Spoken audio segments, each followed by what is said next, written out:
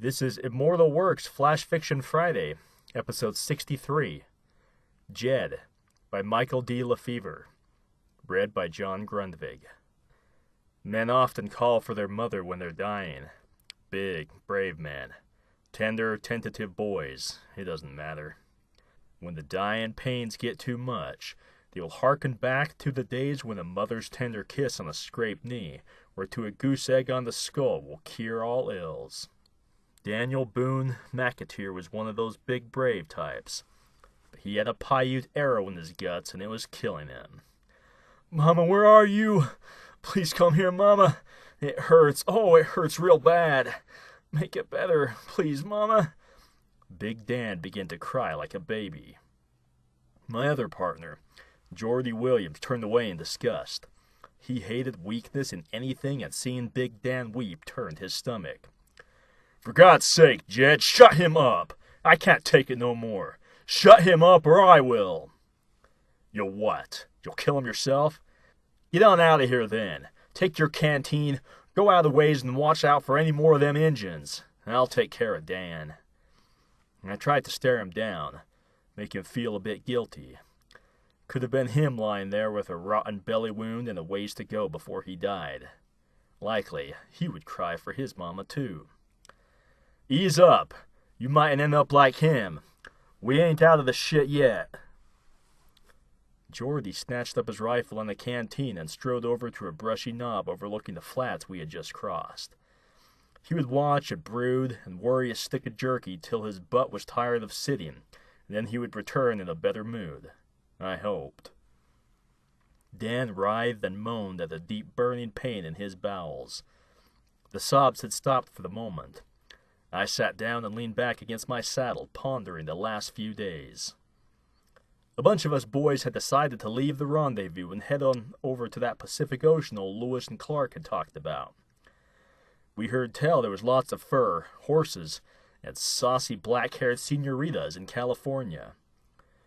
We wanted our share of them all before everyone else headed there. So we went.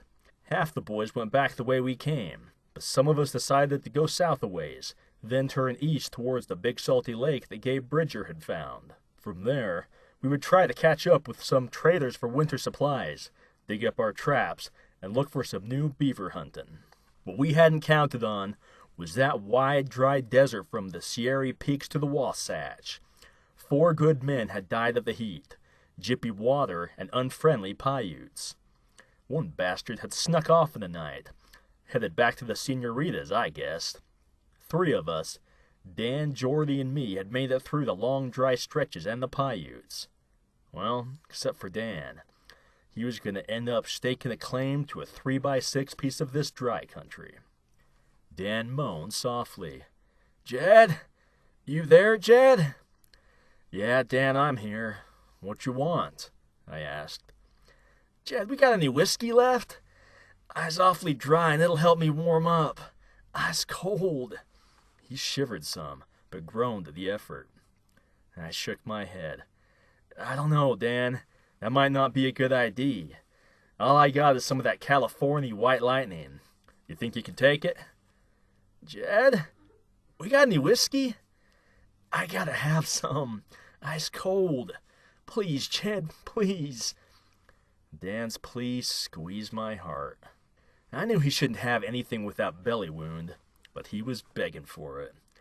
He likely remembered the high times at Rendezvous and the numbness that came after drinking that rot-gut brew the traders brought. There was no doubt that he was dying, so what the hell. "All right, Dan, I'll get it." I rummaged through my pack, finally seizing my little brown jug from the jumble. I poured a couple of fingers' worth into his tin cup. "Here you go, Dan."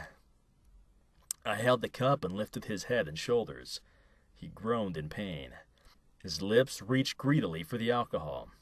"Easy now. You don't want to drink it all at once," I told him. He didn't heed my warning. He grabbed the rim of the cup in his teeth and leaned his head back, draining the fiery liquid in one gulp. Dan grimaced as the raw liquor burned down his throat. When it reached his tortured gut, his body spasmed. I dropped the cup and held his body from slamming to the ground. His eyes rolled back in his head, and suddenly he was limp as life fled from his body. Gently I laid him back onto his blankets. I watched his last grimace fade as his muscles relaxed. Dan, my friend, I'm sorry it was like this. They say that heaven's mountains are the prettiest and highest. The streams are full of beaver. Ain't no arrows to puncture your gut or anyone to lift your scalp. I covered him with his capote and stood. I looked over the vast salty plain we had crossed to get here. The sun was hovering above the horizon with maybe an hour of daylight left. I stared at the far western mountains that were changing from a hazy blue shadow to the dark purple of evening. We'd come a ways together, Dan and I. After a while, Jordy wandered back into camp. I could tell that the time spent watching our back trail had soothed his sulkiness, but not his bluntness. "Is he gone, then?" he said, looking over the still form on the ground. "About time. Now we can head out." "Damn it, Jordy. Have you no feelings, then? We came a long ways together. We had some times." The blood rose in my face, and I clenched my fists. You never knew how close he came to a broken nose. Sheepishly, he said, "I'll start digging the hole. I'll call if I need you to spell me." I nodded. He walked away. Later, after we tamped the loose dirt over our friend, we walked our horses over his grave so that anybody following us wouldn't wonder what we had buried and dig him up. I stood over Dan's grave, pondering all that had happened on this trip. "Adios, Dan, mi amigo. Until we meet again." Those Spanish words kind of rolled off my tongue. I turned to Jordy. "When we get to the Bear River, I'm thinking I'll head to St. Joe. Got some things to do back east.